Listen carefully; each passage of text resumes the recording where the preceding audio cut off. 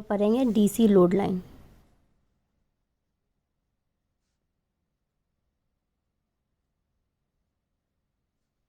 DC load line पढ़ने के लिए हम लोग लिए हुए हैं सीई कॉन्फ़िगरेशन।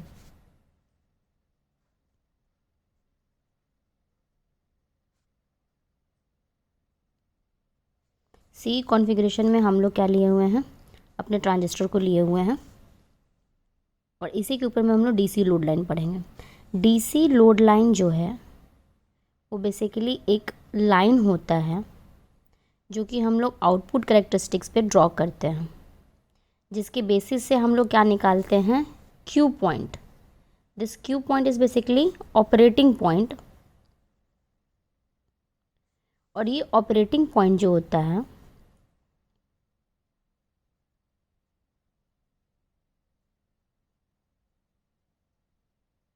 ये किसी गिवन ट्रांजिस्टर के गिवन डेटा का IB, IC, RL, VCC, right, ये सारे गिवन डेटा के हिसाब से सबसे बेस्ट वर्किंग पॉइंट डिसाइड करता है, जिस पे वो क्या देगा, फेथफुल एम्प्लीफिकेशन। क्या देगा, faithful amplification.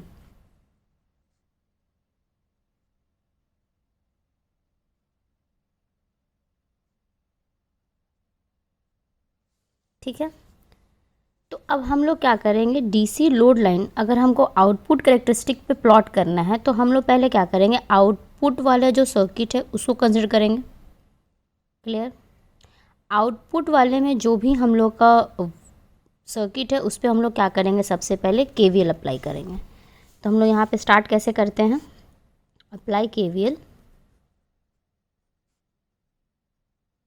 Eight output circuit. Clear, तो जब हम केवीएल अप्लाई करेंगे तो देखिए मेरे पास VCC है, इसका यहाँ नेगेटिव है, इसका यहाँ पॉजिटिव है। ये सर्किट तो क्लियर है, जिनके को सर्किट भी अगर क्लियर नहीं होगा तो बताइएगा। दिस इज़ NPN ट्रांजिस्टर, ये हम क्लास में बता चुके हैं, राइट। इसके बाइसिंग के बारे में बता चुके हैं। अगर ये PN है, इसको हमको फॉरवर्ड बाइस में रखना है, राइट। तो इसको हम क्या करेंगे, P को पॉजिटिव, N को नेगेटिव। सिमिलरली NP को हम लोग को क्या करना था, रिवर्स बायस में रखना था। तो N को रिवर्स बायस तभी रखेंगे ना जब इसको पॉजिटिव सप्लाई करेंगे। क्लियर, बाइसिंग क्लियर हो गया।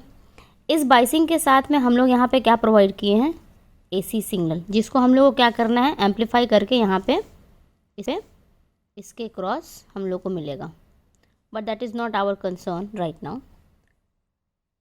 तो हम लोग क्या करेंगे, पहले आउटपुट सर्किट में KVL अप्लाई करेंगे। ठीक है, ये IC इस डायरेक्शन में फ्लो कर रहा है तो RL के क्रॉस में पॉजिटिव नेगेटिव बनाएगा। VCE का हमको पता है यहाँ पॉजिटिव और यहाँ नेगेटिव ड्रॉप होता है, और दिस इज़ आवर सोर्स। तो अगर जब हम KVL अप्लाई करेंगे आउटपुट में तो देखिएगा, पहले हम लोग लिखेंगे VCC which is equal to, और डायरेक्ट KVL अप्लाई करेंगे तो VCC अगर हम पॉजिटिव में लेके चल रहे हैं, negative to positive is positive, तो पॉजिटिव टू नेगेटिव क्या होगा मेरा, नेगेटिव, यानी माइनस RL IC।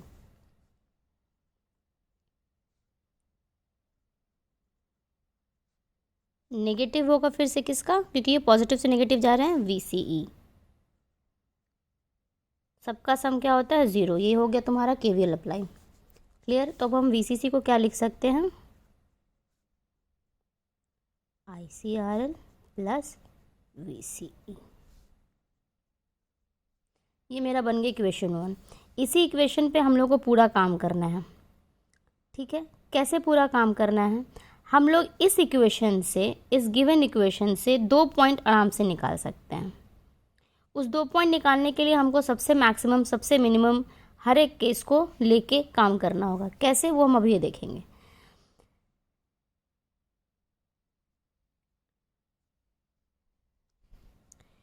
मेरा ये जो सर्किट है, हम वीडियो को थोड़ा छोटा रखते हैं, 5 पे इसको रोकते हैं। चलिए पार्ट 2 में हम क्या समझा रहे थे यहाँ से कंटिन्यू करते हैं। ये मेरा इक्वेशन 1 हो गया। अब हम लोग को क्या करना है, हम लोग का 2 एक्सिस है। If this is Y axis and this is X axis, दोनों का हम प्लॉटिंग कर दिए हैं। This is in volts, this is in milli amp.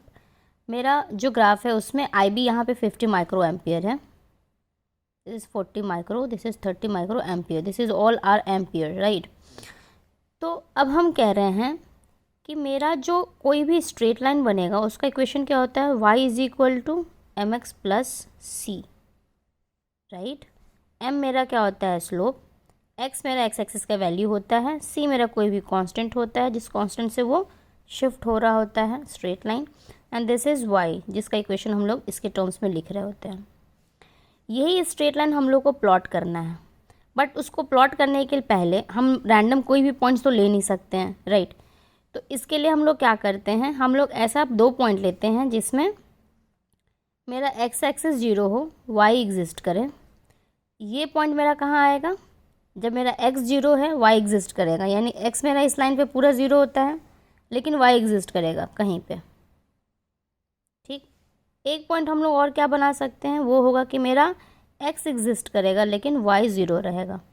तो y 0 मेरा क्या होता है, यहाँ पे y 0 होता है, ठीक है। ये पॉइंट पे y 0 हो जाता है, ये पॉइंट पे y 0 होगा लेकिन x का कुछ वैल्यू रहेगा, लेट्स से कुछ कोई भी रैंडम वैल्यू।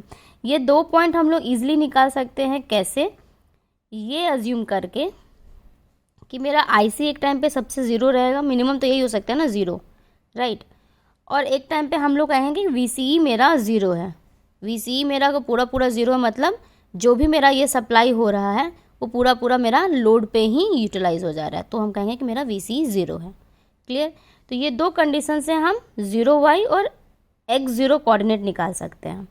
तो चलो सबसे पहले हम लोग निकालते हैं IC 0, यानी मेरा y 0 होगा, x एग्जिस्ट करेगा, यानी हम लोग ये कोऑर्डिनेट पहले निकालेंगे। IC 0 कैसे हो सकता है, मान लीजिए ये जो हम लोग जो भी बाइसिंग प्रोवाइड किए हैं, DC बाइसिंग, ये इस ट्रांजिस्टर को फॉरवर्ड डायरेक्शन, मतलब NPN को यहाँ से फॉरवर्ड डायरेक्शन और इससे इसको नेगेटिव डायरेक्शन प्रोवाइड करने के लिए होता है, मतलब रिवर्स बायस उसको प्रोवाइड करने के लिए होता है। ये फर्दर इसको बस एक एक्टिव रीजन में लाने के लिए होता है, इसको वर्क करवाने के लिए होता है, बट उसको और फर्दर हम जब तक प्रोवाइड नहीं करेंगे बाइसिंग या एक्स्ट्रा सिग्नल, तब तक इसके क्रॉस में कोई काम नहीं होगा, जिसके कारण IC जनरेट ही नहीं होगा। जब तक इनपुट साइड में मेरा सफिशिएंट करंट जनरेट नहीं होगा एक्स्ट्रा सिग्नल, तब तक इसके क्रॉस में कोई काम नहीं होगा, जिसके कारण IC जनरेट ही नहीं होगा। जब तक इनपुट साइड में मेरा सफिशिएंट करंट जनरेट नहीं होगा, ये मेरा जितना भी वोल्टेज अप्लाई हो रहा है वो बस मेरा क्या बोलते हैं, डिप्लेशन रीजन को मेरा बस कवर करने में ही चला जाएगा, तो मेरा कोई फर्दर ये आउटपुट नहीं मिलेगा। तो उस टाइम पे आउटपुट अगर नहीं मिलेगा तो आउटपुट मेरा क्या है, कलेक्टर करंट है, तो वो तो मेरा क्या हो जाएगा, 0, क्लियर। तो जब आउटपुट करंट ही नहीं मिल रहा है, IC 0 है, ये एक कंडीशन तो हो सकता है ना, उसी कंडीशन को हम लोग कंसिडर करेंगे। जब हम क्या करेंगे, पहला मेरा केस रहेगा IC मेरा क्या हो जाएगा, 0 हो जाएगा। कैसे 0 होगा वो हम एक्सप्लेन कर दें कि इनपुट साइड में अगर हम सफिशिएंट सप्लाई ना दें तो आउटपुट में मेरा करंट IC आएगा ही नहीं। तो मेरा केस 1 क्या है, IC 0, हम इक्वेशन 1 में पुट करेंगे तो मेरा क्या आ जाएगा, VCC is equal to VCE, ठीक। तो जो मेरा VCE है, ये जो VCE है वो मेरा VCC हो जाएगा, VCC के इक्वल हो जाएगा, यानी जो भी हम यहाँ पे सप्लाई किए हैं वोल्टेज, वो सप्लाई हमको मिलने लगेगा। तो वो मान लो वो VCC मेरा कहीं आ रहा है, वो यहाँ आ रहा है, कहीं भी आ सकता है, कम या ज़्यादा, depending upon the value that we are providing in the circuit, clear. अब हम केस 2 डिस्कस करेंगे। केस 2 में क्या है मेरा,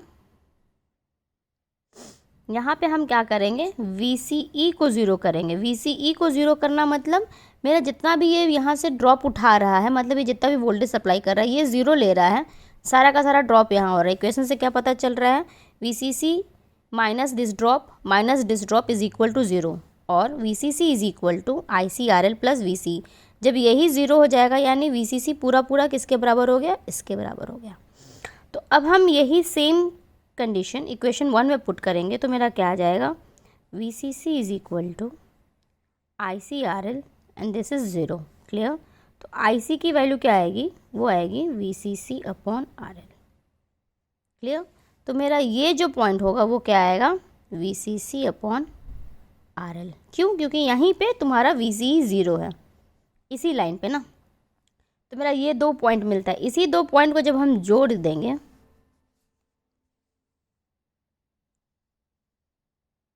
तो ये जो मेरा लाइन बनता है ये उसको बोलते हैं हम लोग डीसी लोड लाइन। क्लियर। और ये जहाँ जहाँ मेरे एक पर्टिकुलर आईबी को कट कर रहा है, ठीक है,